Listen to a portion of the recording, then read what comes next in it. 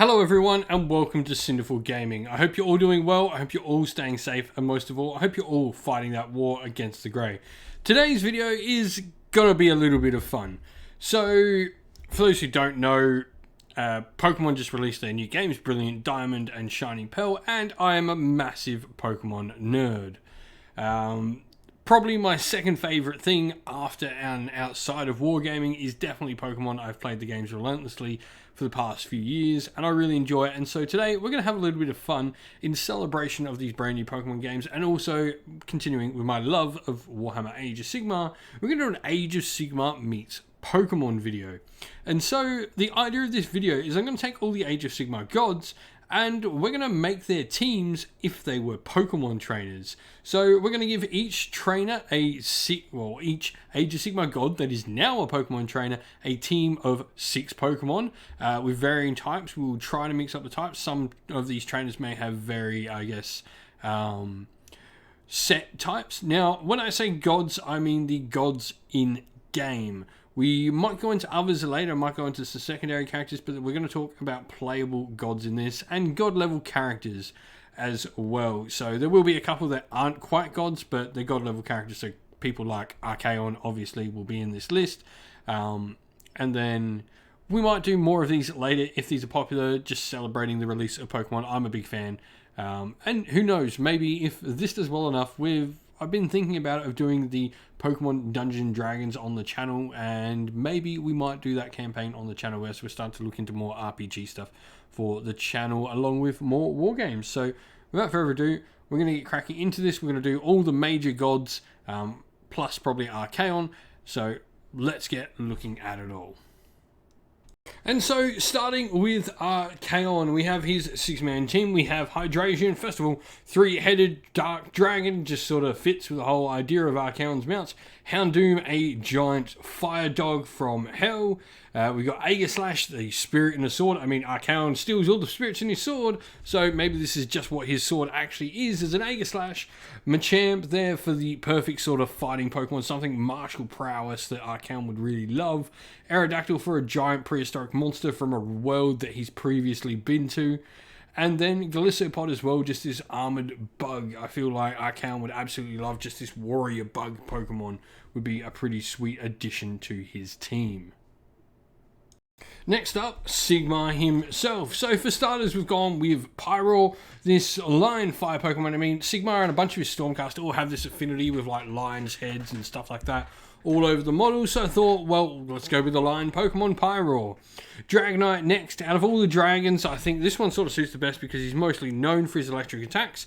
We are trying to stay away from legendaries in this video because I always feel like that's cheating. And then Escavalier as well for a cool knight-like Pokemon for the Stormcast. It also adds a bug to Sigmar's team. Pidgeot there as well. I mean, this for me is the bird that just sort of suits everything well. Phalanx for, I mean, he's got phalanxes of all his Stormcast troops, so why not have the Pokemon Phalanx in there as well? And then Manectric there as his electric Pokemon, because of course Sigmar will have an electric Pokemon. A Manectric, the loyal sort of dog, the hounds, the Griffhound of his, I guess, team would be, Manectric would be a great addition to his team. Next we have Larial, the goddess of life. So first of all, we've got Heracross. I mean, she rides a giant stag beetle, so she's got the stag beetle Pokemon. Sudowoodo in there for a tree, but not only that, gives her a bit of coverage with a rock type. And Chansey in there because she is the goddess of life. So Chansey is, that Pokemon that likes healing everyone. So why not have Chansey in there as well? Venusaur, because he's got the powers to sort of spread life wherever he goes with his flowers pollinating everywhere. And then we've got a couple of cool deer Pokemon rounding out to show her aspect of the hunt, and also her betrothed Huntmaster Kurnoth in Stantler and Sawsbuck there to finish off her team. Next we have Teclis. So for starters, Delcatty, I feel this is the best model to represent Selenar. It's got the giant big ears that look like Selenar's horns. Big cat model fits Alakazam, because Teclis would totally have an all-powerful Psychic type on his team. I don't think there's any better than Alakazam. And then we go into Teclis's loves of mountains and cows with both Gigalith and Tauros. Then Alamola, would be a techless Pokemon through and through. It is perfectly balanced in every way. It's an actual palindrome as a Pokemon, so pretty cool. Its name is also one. And then Sceptile, trying to figure out something that sort of fits with the tree runners and can imagine like Sceptile riding the winds on its tree running ability would be a really cool Pokemon to add. Marathi next. So it should come as no surprise we have 3 snake Pokemon all in her team. Arbok, Seviper, Serperior all make it into Marathi's team. We then got Crobat because the bat wings on all those Melusai, and of course Marathi's own giant bat wings. It just sort of gives the feel that a bat Pokemon is needed to me. We then got Gothitelle because, well, she's the dark goth sort of Pokemon, fits in with the dark elf aesthetic. And of course Hypno for the last Pokemon in Marathi's team because she, of course, would have a hypnotizing Pokemon within her team. Next, we have Nagash. So it should come as no surprise there's a ton of ghost Pokemon in Nagash's team. But we're going to start out with Cofagrigus.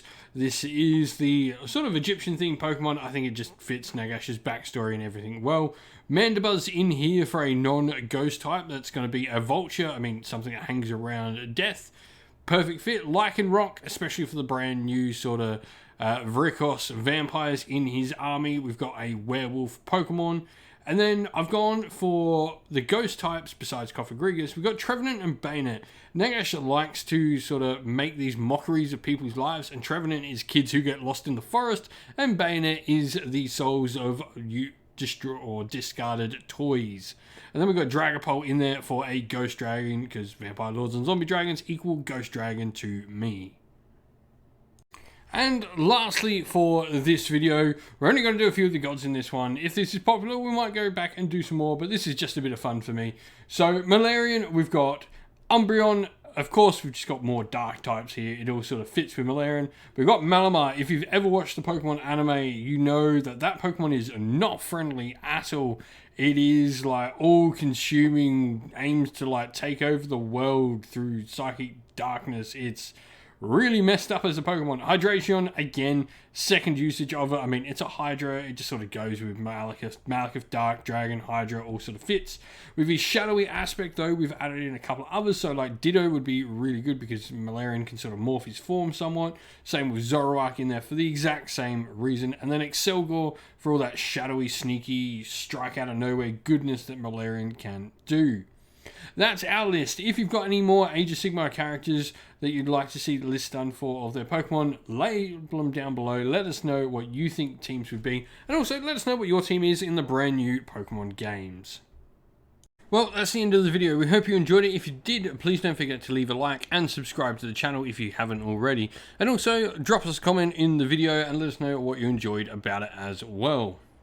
If you'd like to come chat more with me and other members of our fine community here at Sinful Gaming, you can do so by following the link in the description of the video to our Discord server. You can come chat with me and other members. Lastly, if you'd like to help support the channel in another way, you can do so either by joining Patreon or YouTube members linked in the video's description, or by getting some merch from Teespring, also linked in the video's description. We'd like to give a shout out to everyone who helps support the channel on Patreon and YouTube members. So a special shout out to our Patreons: Christian Weir, James Soren, Chaos Spawn, AJC, Kenny Lyle, Alderon Shot First, Andrew Bowen, Nathan Fee, The Rising Ape, Cure Dynamic, Agu, Anthony B, Adina226, Anton Nielsen, JJ Austrian, and Average Wargamer. And a shout out to our YouTube members as well: Green Roots Gaming, Kenton Young, Steve T, The Real Zealot, Chris Wallace, Turai12, Vinny, Lock Lorick, The Johnny84, David Ellsworth, Revenar, and Wolfric Nick. Lastly, a special thanks to Lady Witchfox Art, who does the amazing artwork you see on the channel. Everything here is done by her. She does an amazing job, so thank you very much. And lastly, a special shout out to Xmorphic, who does all the background work on the Discord server, keeps it running smoothly, and makes it amazing because I am terrible with computers. So thank you, Xmorphic, as well. That's it for today, though, folks. Stay safe, everyone. Stay well, and most of all, keep fighting that war against the grey. Ciao for now.